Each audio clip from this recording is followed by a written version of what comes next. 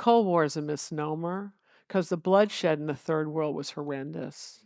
And I will eventually compile the stats on this. Not that they're great stats, but it's obscene numbers. I think Congo had a civil war where literally over 10 million people died. And that's only just one of these things. So the United States cannot deal with all of these. And if you think about it, the time when the United States was really quite idealistic, the Iraq War goes in, thinks create democracy in this place. It's a massive civil war, and then we're blamed for it.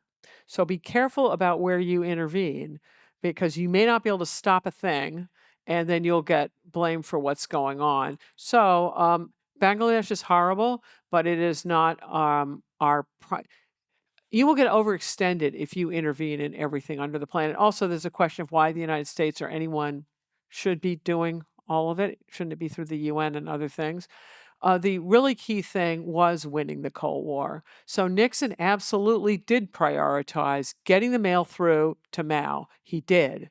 So 1971, good old Henry Hack, as he's known in the archives, Henry A. Kissinger, he gets his secret trip in there, lines up Nixon's trip in 72, and then it's going to overextend Russia in the Cold War. Why?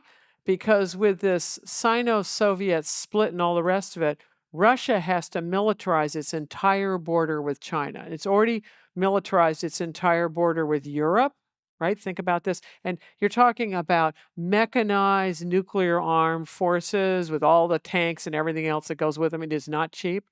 Imagine if the United States had to do this on our Canadian and Mexican borders. Bankrupting, right? And we're a lot richer than they are.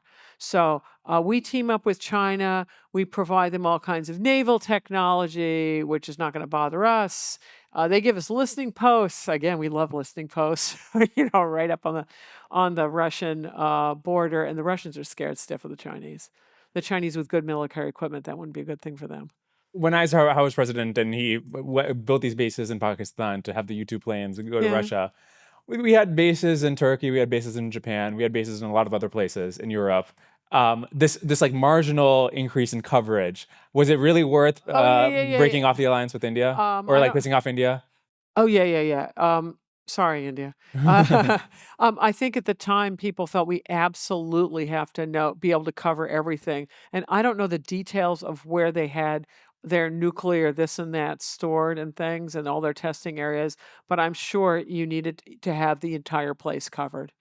And so, yeah, it was very serious on these nuclear weapons. They can reach the United States.